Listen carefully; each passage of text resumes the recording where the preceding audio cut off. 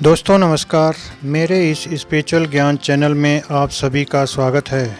दोस्तों आज हम इस वीडियो में जानेंगे कि देवशयनी एकादशी व्रत क्यों किया जाता है और देवशयनी एकादशी व्रत का क्या महत्व है। दोस्तों आइए जानते हैं इस कथा के माध्यम से। एक बार देवर्षि नारद जी ने ब्रह्मा जी से इस एकादशी के महात्म्य के बारे में पूछा। तब ब्रह्मा जी ने उन्हें बताया कि सतयुग में मानधाता नामक एक चक्रवर्ती सम्राट राज्य करते थे। उनके राज्य में प्रजा बहुत सुख और आनंद से रहती थी। एक बार उनके राज्य में लगातार 3 वर्ष तक वर्षा न होने के कारण भयंकर अकाल पड़ा। प्रजा व्याकुल हो गई। इस दुर्भिक्ष से चारों ओर त्राही त्राही मच गई। धर्म पक्ष के यज्ञ, हवन, पिंडदान, कथा, व्रत आदि सब में कमी हो गई। प्रजा ने राजा के दरबार में जाकर अपनी वेदना की दुहाई दी। राजा ने कहा, आप लोगों का कष्ट भारी है, मैं प्रजा की भलाई हेतु पूरा प्रयत्न करूंगा। राजा इस स्थिति को लेकर पहले से ही दुखी थे। वह सोचने लगे कि आखिर मैंने ऐसा कौन सा पाप कर्म किया है जिसका दंड मुझे इस रूप में मिल रहा है। फिर राजा की दुहाई तथा कष्ट को सहन न करने के कारण इस कष्ट से मुक्ति पाने का कोई साधन करने के उद्देश्य से राजा सेना को लेकर जंगल की ओर चल दिए।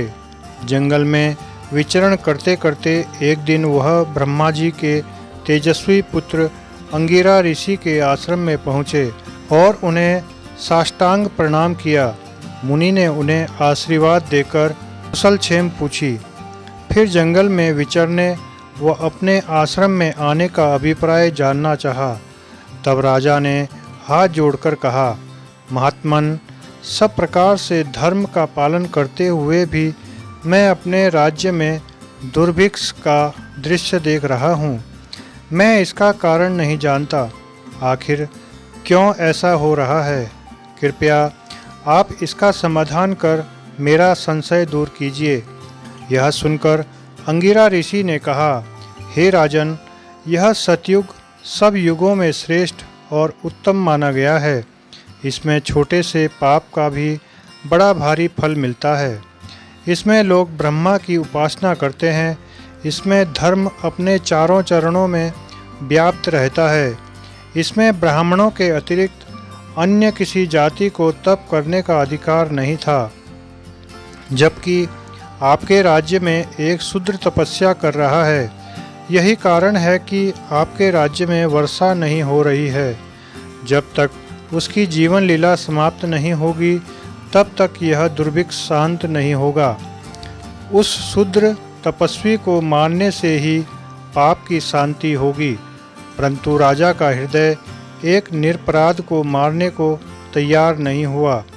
राजा ने उस निरपराध तपस्वी को मारना उचित न जानकर ऋषि से अन्य उपाय पूछा। राजा ने कहा, हे देव, मैं उस निरपराध को मार दूं, यह बात मेरा मन स्वीकार नहीं कर रहा है। इसलिए कृपा करके आप कोई और उपाय बताएं। तब ऋषि ने कहा, आषाढ़ माह के शुक्ल पक्ष की एकादशी का विधि पूर्वक व्रत करो। इस व्रत के प्रभाव से अवश्य ही वर्षा होगी। यह सुनकर राजा मानधाता वापस लौट आया और उसने चारों वर्णों सहित पद्म एकादशी का विधि पूर्वक व्रत किया। व्रत के प्रभाव से उनके राज्य में मूसलाधार वर्षा हुई और पूरा राज्य धन धान्य से परिपूर्ण हो गया। दोस्तों आशा करता हूँ आपको यह वीडियो अच्छी लगी होगी। वीडियो पसंद आई हो तो वीडियो को लाइक और शेयर कीजिए और चैनल को भी सब्सक्राइब कीजिए। धन्यवाद।